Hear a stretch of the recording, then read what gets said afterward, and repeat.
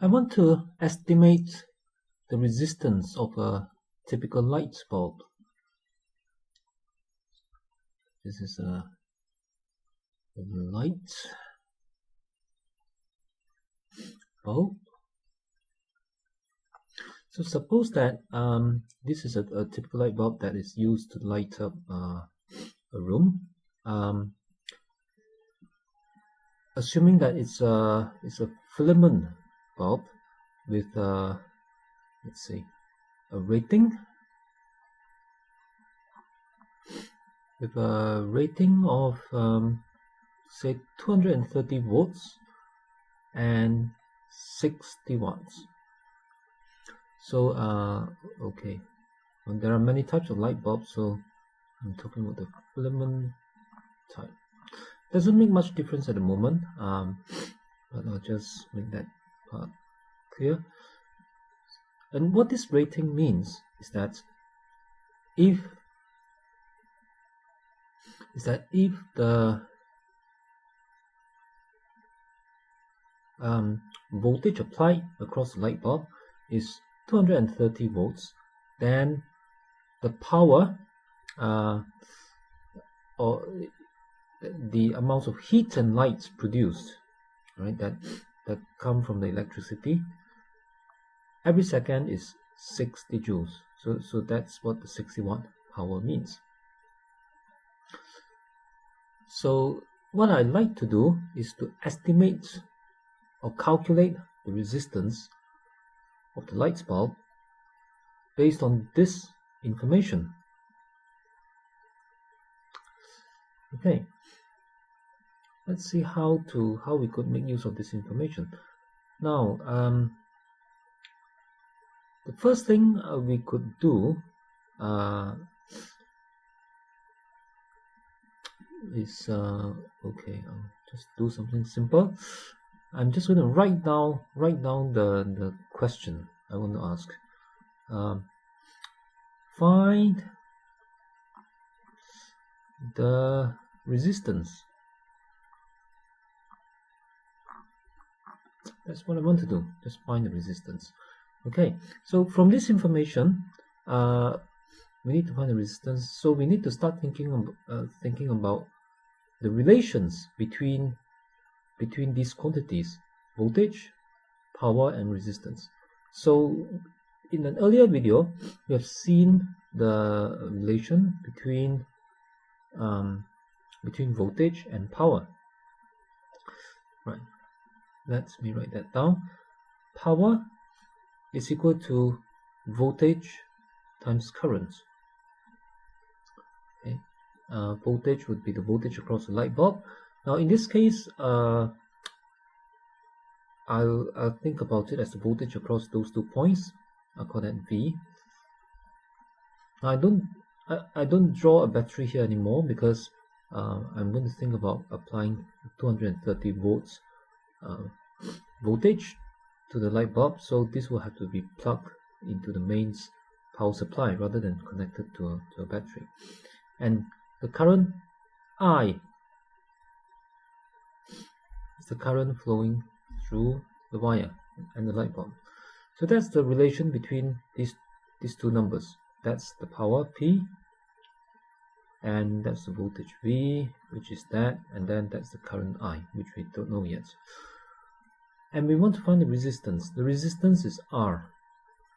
Okay, so we also need to know the relation between R and these quantities. And in the past few videos, we have already seen the relation between R and voltage. They are related by Ohm's law. V equals to I times R. So now that we have the relation between all the quantities, we can try and use these to find the resistance. Now looking at this, there's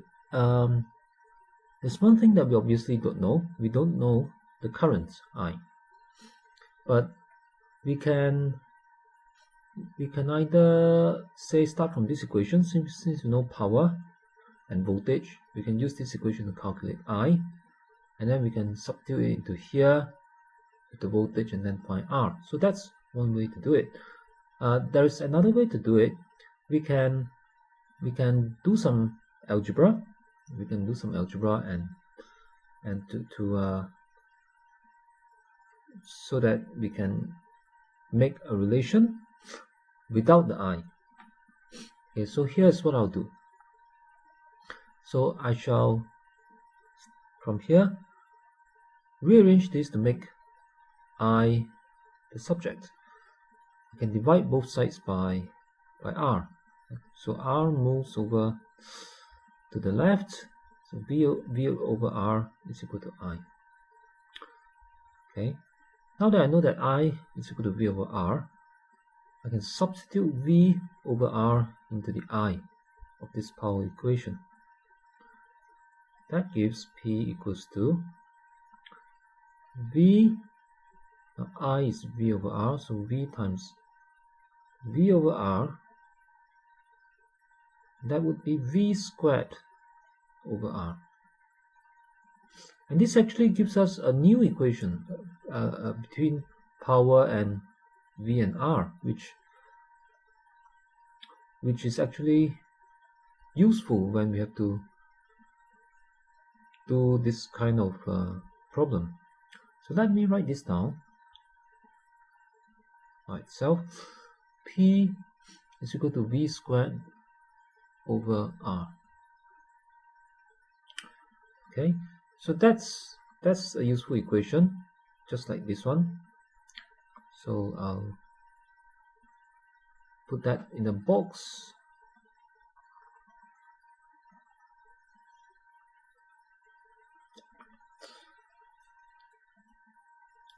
Now that we have this equation, we can find R quite directly from the values of P and V, values of the power and voltage that we are given.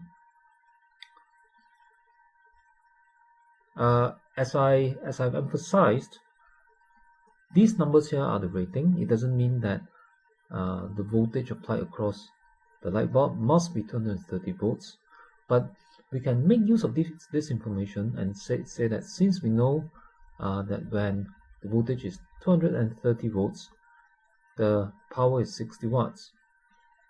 Therefore, we can find the resistance when the voltage is 230 volts. So that's one way to do it. So let's start. It would be easier if I first rearrange this to make R the subject, since R is what I want to calculate. So let me exchange those two. So R becomes V squared over P. Okay, I can do that by multiplying both sides by R and then dividing both sides by P, and then I would get this. Right. With this equation, I can now substitute in the values of V, which is 230, 230 squared over, and P, which is 60. And then using a calculator, this should give us 881.7 units for resistance is ohms.